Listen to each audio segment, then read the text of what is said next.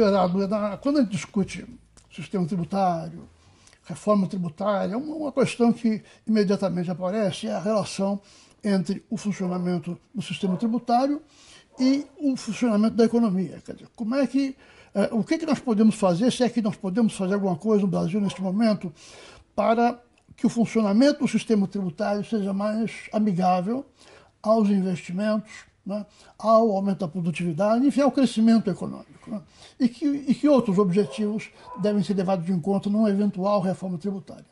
Bom, o sistema tributário encerra muitos objetivos, alguns deles conflitantes.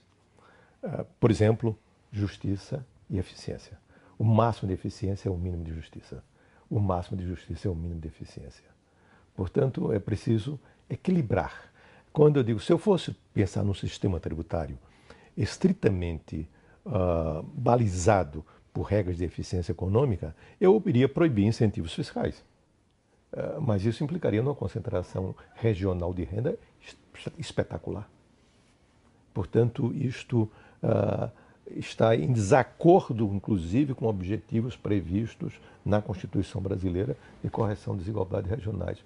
E isso se aplica a tudo. Quer dizer, um sistema eficiente seria um sistema flat, por exemplo, quer dizer, sem nenhuma dedução, mas isso seria também um instrumento que seria de altíssima regressividade. Então, no sistema tributário, eu tenho que dosar todas essas coisas. Quando eu vou muito fixado num único objetivo, eu produzo aí uma distorção tributária, porque o sistema tributário passa a ser comprometido, ficar comprometido em relação aos seus objetivos de caráter muito mais geral. Então, o que fazer para tornar mais rápido? Quando fala assim, o sistema brasileiro é complicado, o Brasil está na 184ª posição em relação a 190 países, com uma facilidade de pagar impostos. Isso não tem nada a ver com impostos. Isso tem a ver com administração tributária. É preciso separar as coisas. São questões associadas à matéria que os economistas chamam de custo de conformidade e os tributários falam de obrigações acessórias. Como o nome está dizendo, são acessórias.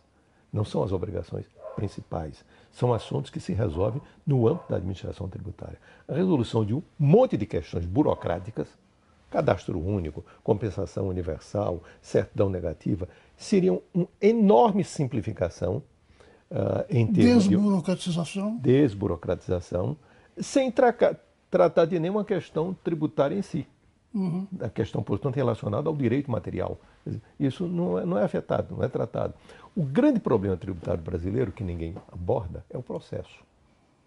É o processo que responde por litígios cujo volume, dado mais recente que se tem, são 3 trilhões e 300 bilhões de reais.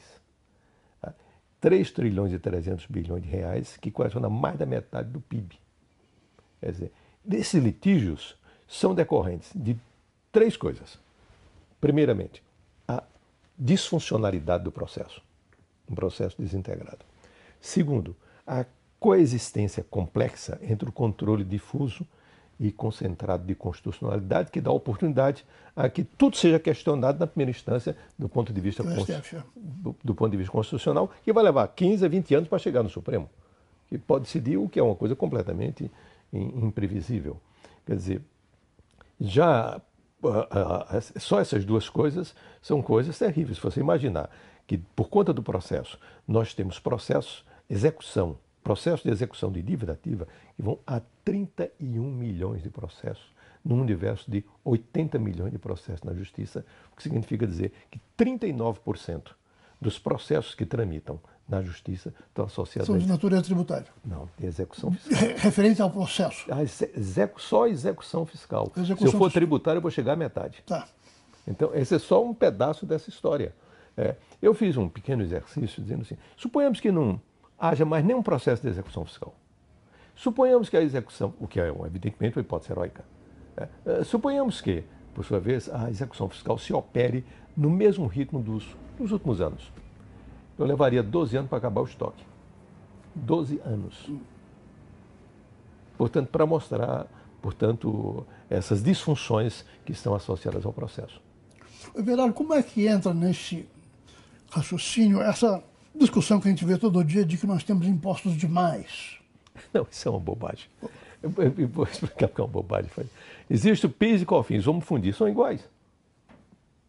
Mas aí o que eu vou evitar, ninguém fica preenchendo o DARF não, que isso é um computador.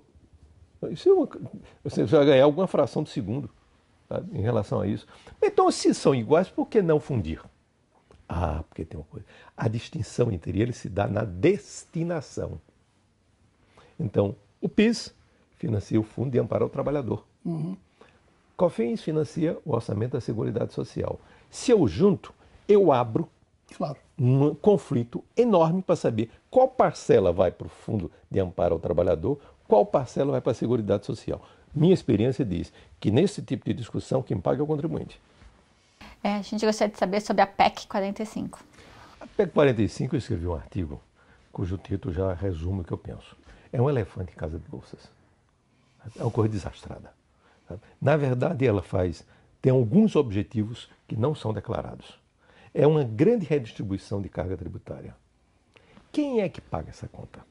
Quem paga essa conta são os 854 mil contribuintes do lucro presumido, que são pequenos prestadores de serviço, profissionais autônomos, pequenos industriais, pequenos comerciantes. Quem paga essa conta? Quem paga essa conta é a incorporação e a construção civil. Quem paga essa conta é o agronegócio. Bom, mas todo mundo está pagando essa conta? Vai de quanto?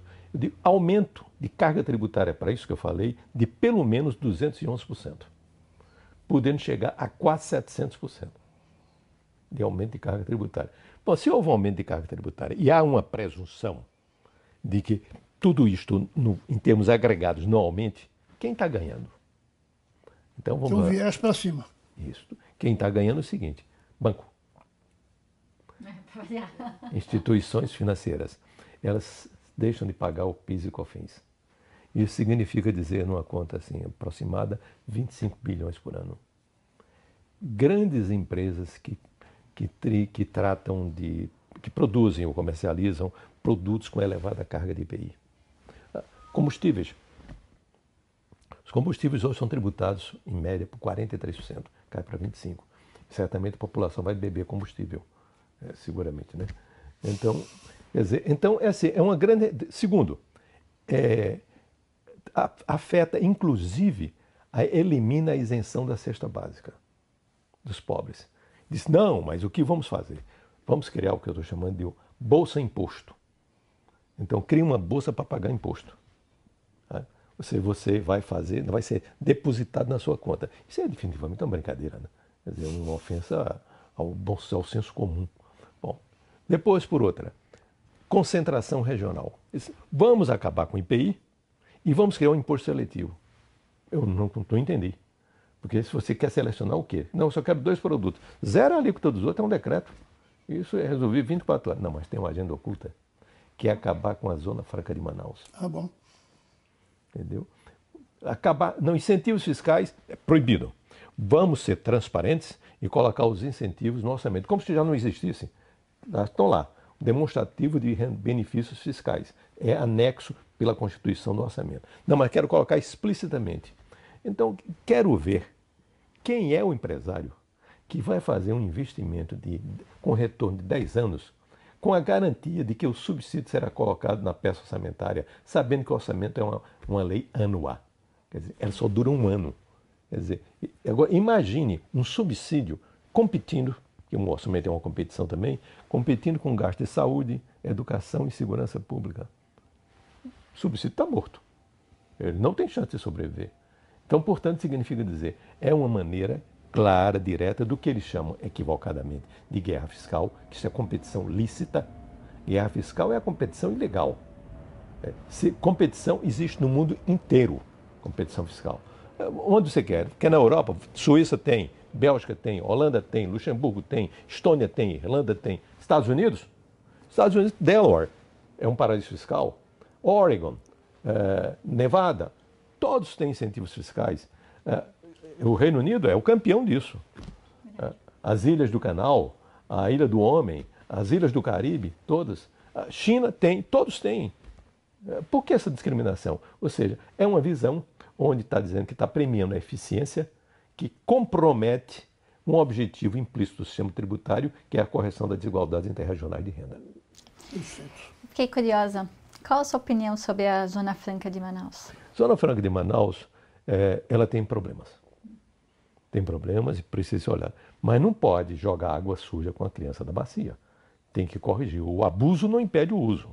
E hoje tem muita gente que depende daquela região, né? Mais de 100 mil pessoas. Então eu vou comunicar a essas pessoas que foi um grande equívoco e não mais existe isso. Especialmente num momento em que nós estamos debatendo a sobrevivência da Amazônia.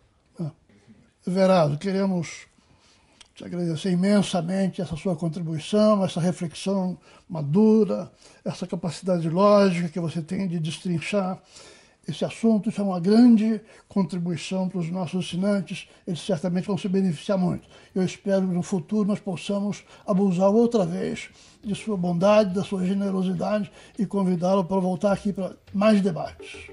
Muito obrigado, muito obrigado.